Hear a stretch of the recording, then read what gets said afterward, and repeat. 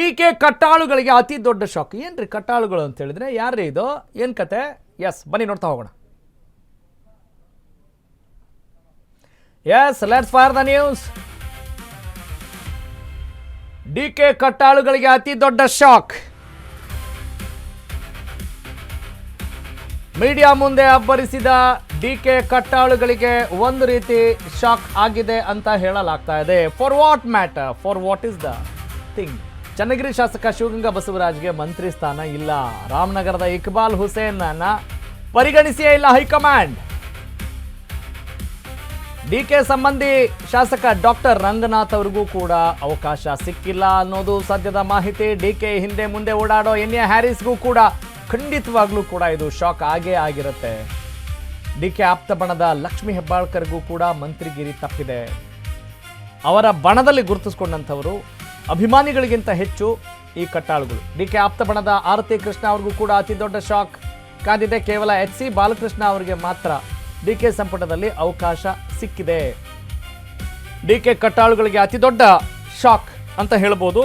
ಎಚ್.ಸಿ. ಬಾಲಕೃಷ್ಣ ಅವರು ಅಶ್ವವೇಗ ಸ್ಟುಡಿಯೋಗೆ ಬಂದಾಗಲೂ ಕೂಡ ಬಹಳ ವಿಶ್ವಾಸದಲ್ಲಿದ್ದರು ಮಂತ್ರಿ ಸ್ಥಾನಕ್ಕೆ ಸಂಬಂಧಪಟ್ಟ ಹಾಗೆ. ಹೌದು, ಕೊಟ್ಟಿದ್ದಾರೆ, ಆಶ್ವಾಸನೆ ಕೊಟ್ಟಿದ್ದಾರೆ.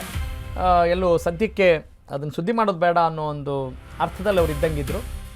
ಆದರೆ ಶಿವಗಂಗಾ ಬಸವರಾಜ್ ಮತ್ತು ಇಕ್ಬಾಲ್ ಹುಸೇನ್, ಅದರ ಜೊತೆಗೆ ಆರತಿ ಕೃಷ್ಣ ಆಗಿರ್ಬೋದು, ಡಾಕ್ಟರ್ ರಂಗನಾಥ್ ಅವ್ರಿಗಾಗಿರ್ಬೋದು, ಅವರ ಹೆಸರು, ಅವ್ರ ಪರವಾಗಿ ಇವರು ಹೋರಾಟ ಮಾಡಿದ್ದು, ಬ್ಯಾಟ್ ಬೀಸಿದ್ದು ಸುಳ್ಳಲ್ಲ. ಮುಖ್ಯಮಂತ್ರಿ ಆದರೆ ಸಾಕಾಗಲ್ಲ. ಮುಖ್ಯಮಂತ್ರಿ ಯಾರಿಗೆಲ್ಲ ಹೇಳ್ತಾರೆ, ಯಾರ ಪರವಾಗಿ ಬ್ಯಾಟ್ ಬೀಸ್ತಾರೆ ಅವರೆಲ್ಲರಿಗೂ ಕೂಡ 6-4 ಕೊಡೋಕ್ಕಾಗಲ್ಲ, ಅಂಕಗಳನ್ನು ಕೊಡೋಕ್ಕಾಗಲ್ಲ. ಆದರೆ ಇಲ್ಲಿ ಚೆನ್ನಾಗಿ ಫೀಲ್ಡಿಂಗ್ ಮಾಡಬೇಕಪ್ಪ, ಕೀಪಿಂಗ್ ಮಾಡಬೇಕು. ಈ ಮುಂಚೆ ಯಾರೆಲ್ಲ ಬೆಂಚ್ ಕಾದಿದ್ದಾರೆ ಅವ್ರಿಗೂ ಕೂಡ ಅವಕಾಶ ಕೊಡಬೇಕು ಅಂತ ಹೇಳಿದಂಗಿದೆ. ಓಕೆ, ನನ್ನ ಕಲೀಗ್, ನಮ್ಮ ಪೊಲಿಟಿಕಲ್ ಕರೆಸ್ಪಾಂಡೆಂಟ್ ಜೀವನ್ ಎಚ್.ಸಿ. ಬಾಲಕೃಷ್ಣ ಅವರ ಜೊತೆ ಮಾತನಾಡಿದ್ದಾರೆ. ಬನ್ನಿ ಕೇಳಿಸ್ಕೊಳ್ಳೋಣ. ಅವ್ರನ್ನ ಮಾತಾಡ್ಸೋಣ. ಸರ್, ಮೊದಲಿಗೆ ಕಂಗ್ರ್ಯಾಚುಲೇಷನ್ಸ್. ಇದ್ರ ಜೊತೆಗೆ ಏನು ಇವತ್ತು ಲಿಸ್ಟ್ ಬಂದಿದೆ, ಎಷ್ಟು ಖುಷಿ ಇದೆ ಸರ್? ಮೊದಲು ಯಾರು ಕರೆ ಮಾಡಿದ್ರು, CM ಏನಾದರೂ ಕರೆ ಮಾಡಿದ್ರೆ ಹೇಗೆ ಸರ್? Thank you. ಈಗ ಮೊದಲನೇದಾಗಿ ಸನ್ಮಾನ್ಯ ಮುಖ್ಯಮಂತ್ರಿಗಳೇ ಕರೆ ಮಾಡಿದರು. ಜವಾಬ್ದಾರಿ ಕೊಟ್ಟಿದ್ದೀನಯ್ಯ, ನೀನು ಬರಬೇಕು ರಾಜಭವನಕ್ಕೆ ಅಂತಕ್ಕಂಥ ವಿಚಾರವನ್ನು ಮೊದಲನೇದಾಗಿ ತಿಳಿಸಿದ್ರು. ಮತ್ತು ಈಗ ಜವಾಬ್ದಾರಿನೂ ಕೂಡ ಜಾಸ್ತಿ ಆಗಿದೆ. ಈಗ ಮೊದಲಿರ್ತಕ್ಕಂಥ ಜವಾಬ್ದಾರಿನೇ ಬೇರೆ, ಈಗಿರ್ತಕ್ಕಂಥ ಜವಾಬ್ದಾರಿನೇ ಬೇರೆ. ಇಡೀ ಪಕ್ಷ ನಮಗೆ ಜವಾಬ್ದಾರಿ ಹೊತ್ತಿರ್ತಕ್ಕಂಥದ್ದು. ಮುಖ್ಯಮಂತ್ರಿಗಳ ಕೈಯನ್ನು ಬಲಪಡಿಸಬೇಕು. ಮತ್ತು 28ರಲ್ಲಿ ಚುನಾವಣೆಯಲ್ಲಿ ನಾವೆಲ್ಲರೂ ಕೂಡ ಈ ಭಾಗದಲ್ಲಿ ಕಾಂಗ್ರೆಸ್ ಪಕ್ಷವನ್ನು ಮತ್ತೆ ಅಧಿಕಾರಕ್ಕೆ ತರ್ತಕ್ಕಂಥ ಪ್ರಯತ್ನಕ್ಕೆ ನಾವೀಗ ಶುರು ಮಾಡಬೇಕು. ಈಗಾಗಲೇ ಚಾಲನೆಯನ್ನು ಕೊಡಬೇಕು. ಆ ದಿಕ್ಕಿನಲ್ಲಿ ನಮಗೆ ಜವಾಬ್ದಾರಿಯನ್ನು ಕೊಟ್ಟಿದ್ದಾರೆ ಮುಖ್ಯಮಂತ್ರಿಗಳು. ಸರ್, ಇನ್ನು ಕ್ಷೇತ್ರದ ಜನರಿಗೆ ಎಷ್ಟು ದಿನ ನೀವು ಶಾಸಕರಷ್ಟೇ ಆಗಿದ್ರಿ, ಆದರೆ ಈಗ ಸಚಿವರಾಗಿರ್ತೀರಾ, ಇನ್ನು ಏನೆಲ್ಲ ಹೊಣೆಗಳು ನಿಮ್ಮ ಮೇಲೆ ಬೀಳುತ್ತೆ ಸರ್ ಕ್ಷೇತ್ರದಲ್ಲೂ ಕೂಡ? ಈಗ ಹೇಳಿಲ್ವಾ, ಒಂದು 2 ಅವರ್ ನಿದ್ದೆ ಇನ್ನೂ ಕಡಿಮೆ ಮಾಡಬೇಕಾಗ್ತದೆ. ಈಗ ಕ್ಷೇತ್ರನೂ ನೋಡ್ಕೋಬೇಕು, ಕ್ಷೇತ್ರದ ಜೊತೆಗೆ ಪಕ್ಷನೂ ಕೂಡ ಸಂಘಟನೆ ಮಾಡಬೇಕು, ಮುಖ್ಯಮಂತ್ರಿಗಳ ವಿಶ್ವಾಸನೂ ಕೂಡ ಉಳಿಸ್ಕೋಬೇಕು. ಆ ದಿಕ್ಕಿನಲ್ಲಿ ಕೆಲಸ ಮಾಡಬೇಕೀಗ, ಜವಾಬ್ದಾರಿ ಜಾಸ್ತಿ ಇದೆ ಈಗ. ಸರ್, ಇನ್ನು ಮುಂದಿನ ದಿನಗಳಲ್ಲಿ ಈ ಒಂದು ಸಚಿವರಾದಂತಹ ಸಂದರ್ಭದಲ್ಲಿ ನೀವೇನಾದರೂ ಯೋಜನೆಗಳನ್ನು ಏನಾದರೂ ರೂಪಿಸ್ಕೊಂಡಿದ್ದೀರಾ ಸರ್? ಏನು ಅಂತ ಸರ್? ನಾವು ಯೋಜನೆಗಳು ರೂಪಿಸೋದಲ್ಲ, ಮುಖ್ಯಮಂತ್ರಿಗಳು ಡಿ.ಕೆ. ಸುರೇಶ್ ಅವರು ಕೊಡ್ತಕ್ಕಂಥ ಯೋಜನೆಗಳನ್ನ ಅನುಷ್ಠಾನ ಮಾಡಿದ್ರು ಸಾಕು. ನಾವು ಇವಾಗ ಆ ರೀತಿ ಆಲೋಚನೆಯನ್ನು ಮಾಡಿದ್ದಾರೆ ಅವರು, ಸುರೇಶ್ ಅವರು ಮತ್ತು ಮುಖ್ಯಮಂತ್ರಿಗಳು. ನಮ್ಮ ಹೈಕಮಾಂಡ್ ಎಲ್ಲ ಕೂಡ ಯಾವ ರೀತಿ ನಾವಿನ್ನು 1.25 ವರ್ಷ ನಾವು ಕೆಲಸ ಮಾಡಬೇಕು ಅಂತಕ್ಕಂಥದ್ದು, ಮತ್ತೆ ಚುನಾವಣೆನ ಯಾವ ರೀತಿ ಎದುರಿಸಬೇಕು ಅಂತಕ್ಕಂಥದ್ದನ್ನು ಏನು ಅವರು ಟಾಸ್ಕನ್ನು ನಮಗೆ ಕೊಡ್ತಾರೆ, ಆ ಟಾಸ್ಕನ್ನು ನಾವು ಪ್ರಾಮಾಣಿಕವಾಗಿ ಈಡೇರಿಸ್ತಕ್ಕಂಥ ಕೆಲಸವನ್ನು ಮಾಡಬೇಕು. ಸರ್, ಇನ್ನು ಕಾಂಗ್ರೆಸ್ ಪಕ್ಷದಲ್ಲಿ ಮೊದಲ ಬಾರಿ ಶಾಸಕರಾಗಿ ಮೊದಲ ಬಾರಿನೇ ಸಚಿವರಾಗ್ತಿದ್ದೀರಾ. ಇನ್ನು ಹೈಕಮಾಂಡ್ ನಾಯಕರಿಗೆ, ಇನ್ನು ನಿಮ್ಮ ವರಿಷ್ಠರಿಗೆ ಏನು ಹೇಳಲಿಕ್ಕೆ ಇಷ್ಟಪಡ್ತೀರಾ? ಈಗಾಗಲೇ ಎಲ್ರಿಗೂ ಕೂಡ ಧನ್ಯವಾದ ಹೇಳಿದ್ದೀನಲ್ಲ.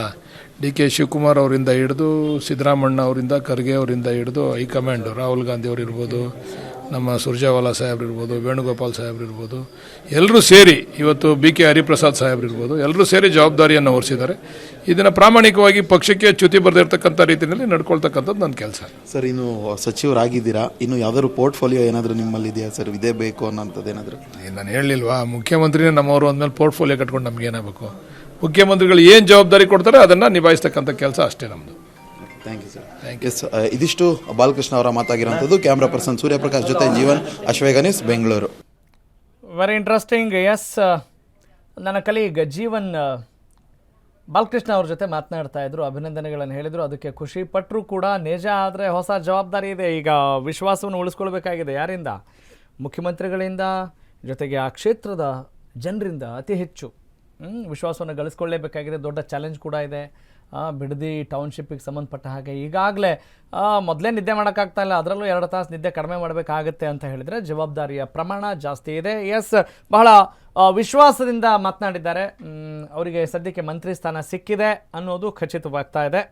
ಅವ್ರಿಗೂ ಕೂಡ ಮತ್ತೊಮ್ಮೆ ಅಭಿನಂದನೆಗಳು. ಆ ಕ್ಷೇತ್ರದ ಜನರ ಪರವಾಗಿ ಮತ್ತಷ್ಟು ಒಳ್ಳೆ ಕೆಲಸ ಮಾಡಲಿ ಅನ್ನೋದಷ್ಟೇ ನಮ್ಮ ಹಾರೈಕೆ ಮತ್ತು ಡಿಮ್ಯಾಂಡ್ ಎರಡೂ ಕೂಡ ಇದೆ. ಬಾಲಕೃಷ್ಣ ಅವರೇ, ಒಳ್ಳೆಯದಾಗಲಿ.